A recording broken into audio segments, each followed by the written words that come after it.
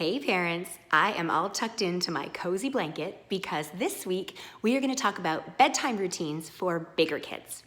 You know, with babies, especially if it's your first and you don't also have a screaming toddler running around, the bedtime routine is often a prolonged, really beautiful experience. You know, there's a bath and you rub lotion on their little legs and you play soft music and you read them stories and you sing to them and you stare at them and think about how beautiful they are and you can't believe this little creature is yours. And then you place them down in their crib or their bassinet and watch them drift off to sleep. And it's really lovely, not only because it gets them to sleep, but also because it's a beautiful way to soothe them and to build connection. And then they get a little bigger and life gets a little busier. And especially now that the pandemic is starting to ease up a little bit and activities are starting to happen again, especially evening activities, things are going to get more hectic. And, it seems like families get home from wherever they've been and it's go, go, go, go until all of a sudden it's bedtime and the kiddos are kind of expected to flop onto their bed and fall asleep. And that ritual and that routine gets lost a little bit. And there's a lot of value in that ritual and routine for the connection piece between you and your children, as I mentioned earlier, but possibly even more important over the long term for their development, it helps foster their ability to self-soothe and to learn what works for them and what they need in order to help themselves wind their way down, calm down, and be able to get really good sleep. Because as we know, sleep is quite possibly the most important factor in their long-term health and development. So helping them find ways to get there on their own is really, really important.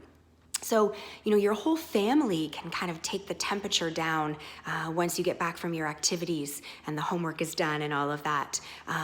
Maybe try having fewer lights on or dimmer lights. Play some soft music, something that's not going to rile the kids up. And then when it's time to actually start the bedtime routine, make sure those screens are put away. Ideally, the screens will be put away at least an hour before bed so their brains can start to prepare for sleep. But especially once you've started that routine. So, the bedtime routine itself is really up to you and up to your kids. If you can collaborate on what that routine is going to look like, with the caveat that I don't recommend collaborating to decide what the routine is going to look like while you're mid-routine. But maybe at a family meeting on the weekend. I'm a huge fan of family meetings, and bedtime routines are a great thing to talk about.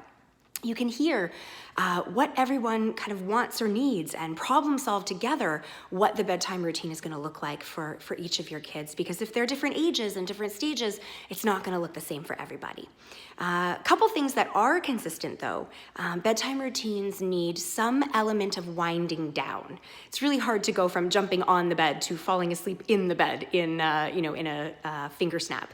So help them problem solve what that winding down is going to look like.